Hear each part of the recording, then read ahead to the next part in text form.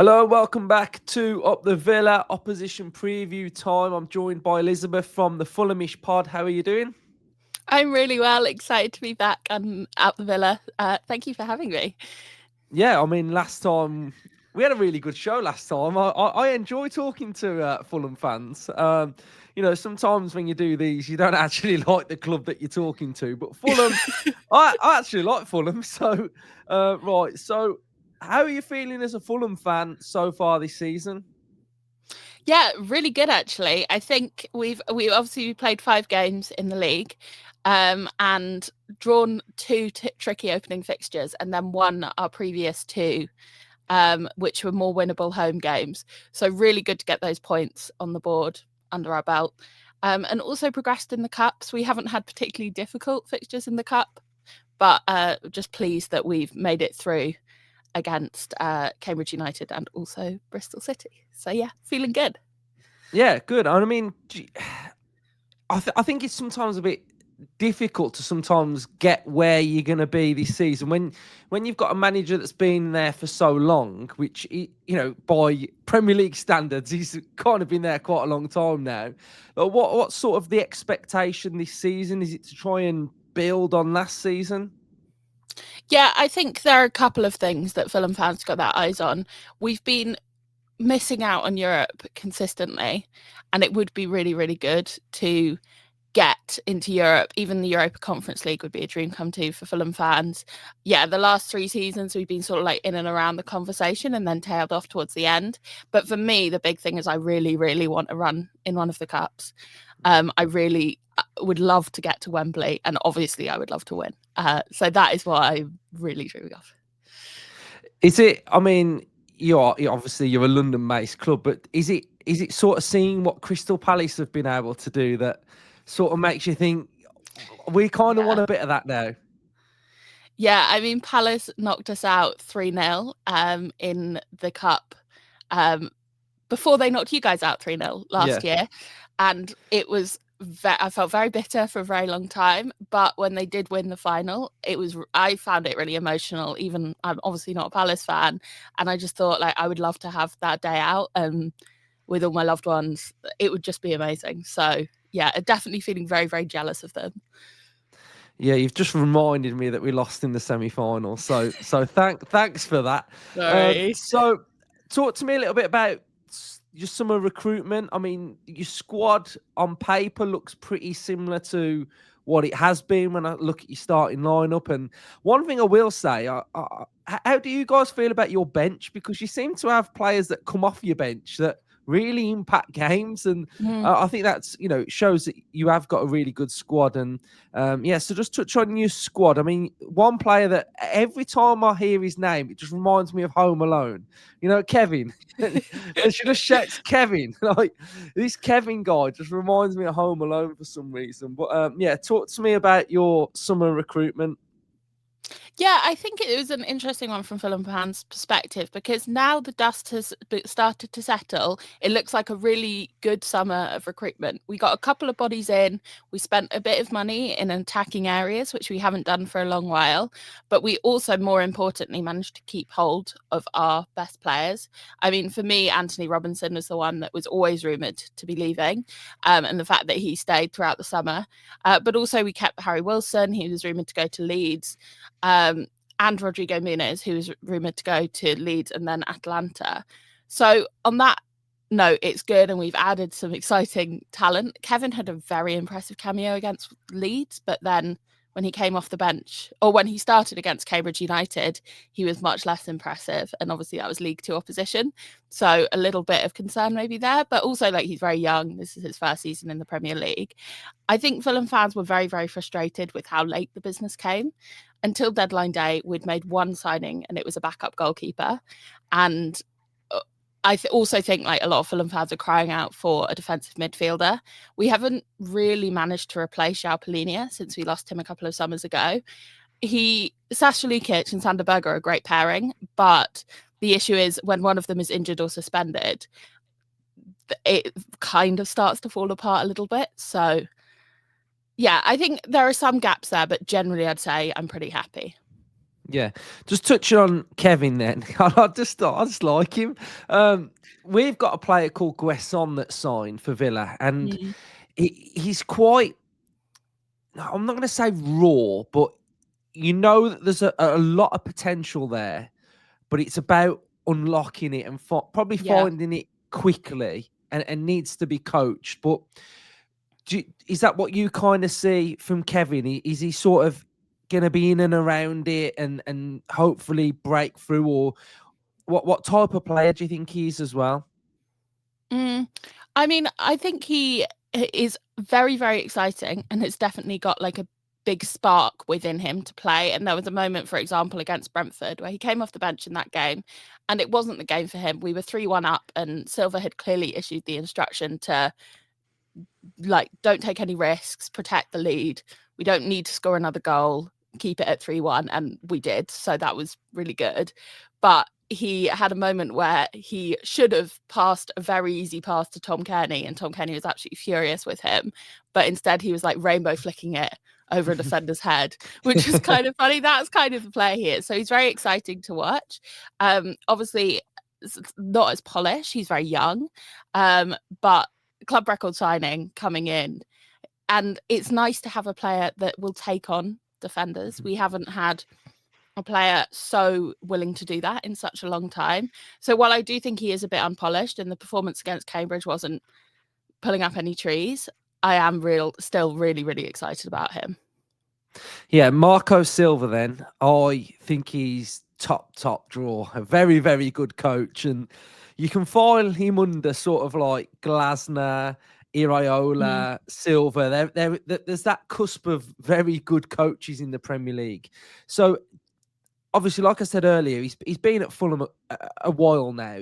Is he still playing the similar sort of system and tactically setting up the same, or is he tweaking things? How is he sort of developing Fulham? Because you mentioned obviously you want to get into Europe as well, so you're kind of nearly been there, but you need to just get there. So, are we seeing any signs of like tweaking things?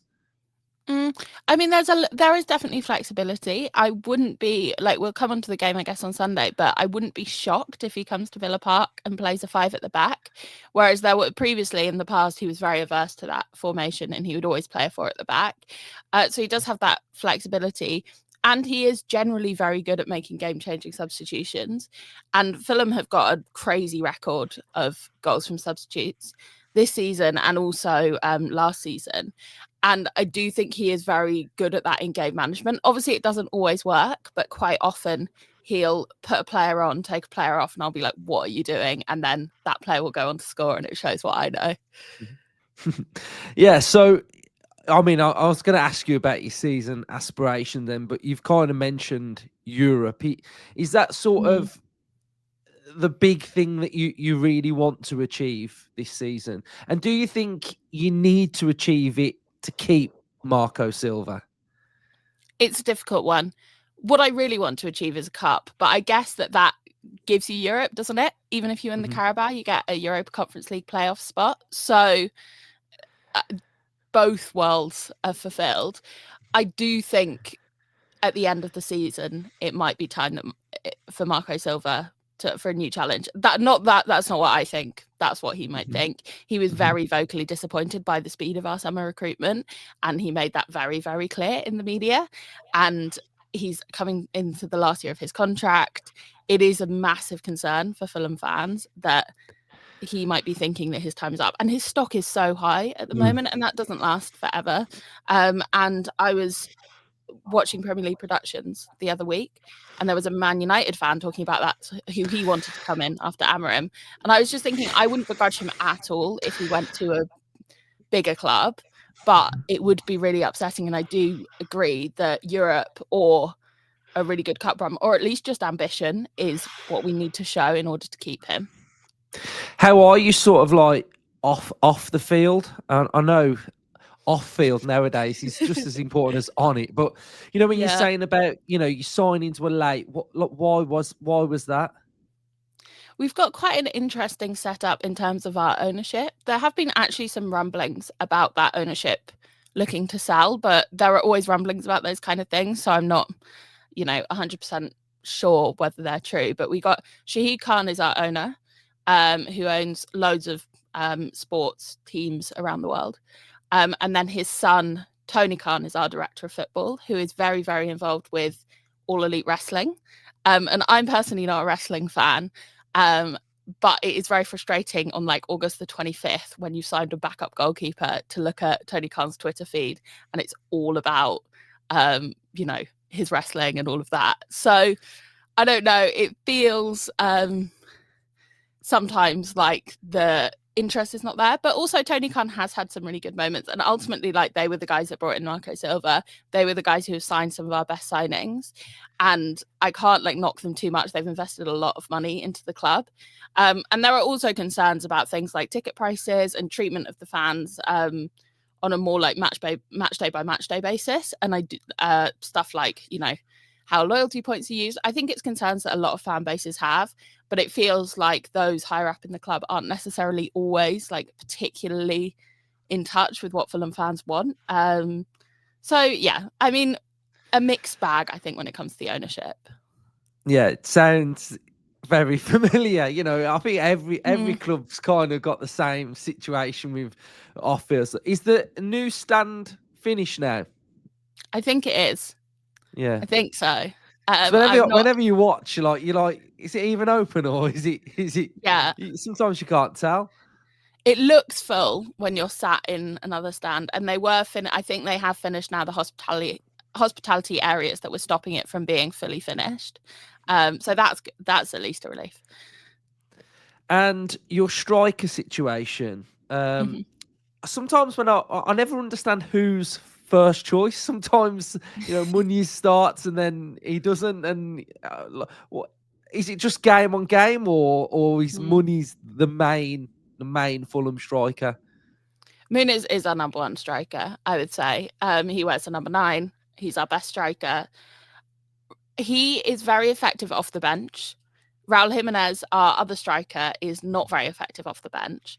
So sometimes Marco does pull the starting Raul card, have him for 60 minutes, and then bring Muniz on. And also, obviously, when one of them's had an injury, the other one plays. Raul Jimenez has been a fantastic player for Fulham. When he joined, he replaced Alexander Mitrovic, which was some huge shoes to fill. And at the beginning, it was looking quite testy. And it was very stressful for Fulham fans. He wasn't scoring at all. He looked really insecure in front of goal. But yeah, he's been fantastic for the club, was our top scorer last season. So we got the balance between the two. And then we've also got this new young striker from Bayern Munich online called Kusa Asare. And Marco Silva doesn't seem too hot on him yet, but obviously he's an 18-year-old. So I think probably just trying to protect him from being unleashed on like an incredibly excited fan base who can turn obviously really quickly. And another player that's kind of just come into my mind is King. Talk to me about him. He seems to be.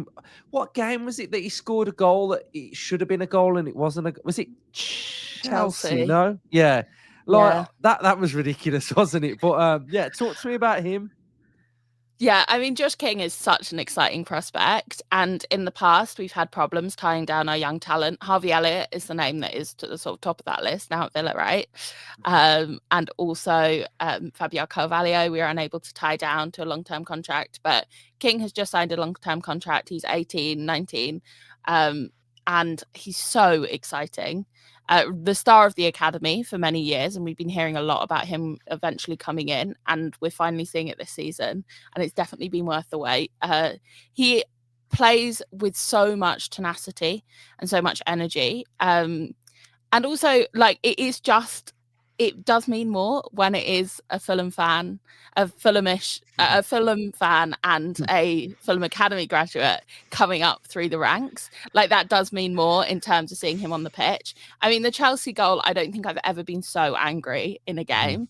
And I was in Stamford Bridge. Honestly, like from that incident onwards, I was seeing red. I can't tell you one thing that happened in the game. I was so angry. But I feel sad for him because ultimately, like, he'll never be able to get that goal back. He'll never be able to score at the home of our rivals for his opening Premier League professional goal again. So yeah, really, really, really bummed about that. Yeah, I know that. I know that feeling when you're just watching your team and you're just raging, and you kind of still want to get behind your team, but you can't because you're just thinking, I'm in rage mode here. Yeah. The funny thing with him is, obviously, as a neutral, just watching, I actually thought he was that Josh King that played for Bournemouth when I first saw his name. Because you know what I mean? Because like you see a Yeah. Josh King, you're like, oh, it's that 33-year-old, but it's not. It's Mhm. like a young kid. So Mhm. fair play to him. So thoughts on Villa then? Not been the greatest from us, so I'll be looking forward to hearing your thoughts on what you're making of Villa then. Yeah, I mean, from what I've seen of Aston Villa this season, I don't want to be ungenerous because also, like, we always lose at Villa Park. I'm sure we'll come to Villa Park on Sunday and lose, but it feels like something's gone quite wrong. And not being able to score like at all, apart from, I mean, obviously you have now scored at home in the Europa League and you have now scored in the Premier League, that incredible Matty Cash goal, but like not being able to create those repeatable chances must be a concern for Villa fans. I don't know. Like, I'm sure I really, really believe in Unai Emery's stock. Like, I think he's an incredible manager. I'm sure he'll be able to turn it around. But it's not like Villa's had a particularly hard run of games. And No. yeah, surely it feels a little concerning. It is very concerning, but we are starting to see shoots of recovery. We played quite good last night, so that was Yeah. pleasing in parts that we got back to playing kind of like how we know we can play at times. So yeah, it has been a bit of a concern. So the game on Sunday, then you mentioned a 5 at the back. Are you pretty confident he would do that, or do you think he will look at Villa and go, I'm going to go for it. I'm going to match them up a bit. I'm going to not tweak us too much. How do you see the game playing out? If I was managing, I would do a 4 at the back. But I just think he's quite cautious away from home. I think he will go for a 5, which I think will stifle us in an attacking sense. And also with Villa's, I mean, I'm saying this, Villa, we always lose at Villa Park, so I'm not expecting a result on Sunday, despite our team's like difference in fortune at the moment. But like, considering Villa's lack of scoring ability this season, I'm not massively concerned about having an ultra strong defense to lock them out. And I do think it really weakens us in the midfield, and it means we lose the midfield battle even if we have a strong defense. So yeah, I don't know. Personally, I really, really want to see the 4. Yeah, I want to see the 4 as well, because a 5, we're not very good at playing against teams with a 5 at the back. So go with the 4, and Villa might have a better chance. It does feel like Emery has got Silva's number when Million you're percent. looking at the matchups. I mean, even at Craven Cottage, we're pretty strong under Unai Emery. So sometimes managers kind of know that record, don't they? I mean, Emery's terrible against Glasner, and Emery's tweet things. He's tried to match him 5 at the back, and it just doesn't. We just don't win. So it will be an interesting game. And yeah, I think it'll be tight. I think it'll be really tight, and I think Silva will know he could probably hurt Villa. So I think it'll probably be one of the closest games that we've had between the two teams. But yeah, I think that's everything, Elizabeth. I think we've gone through it all. I think you've been very insightful for Fulham again. So I'll put Fulhamish in the title and the description, so Villa fans, you can go and check out the channel. And I think, well, I'm going to be on the channel as well doing one of these. So go and check that one out as well. So thank you for coming on. Well, thank you so much for having me. Pleasure.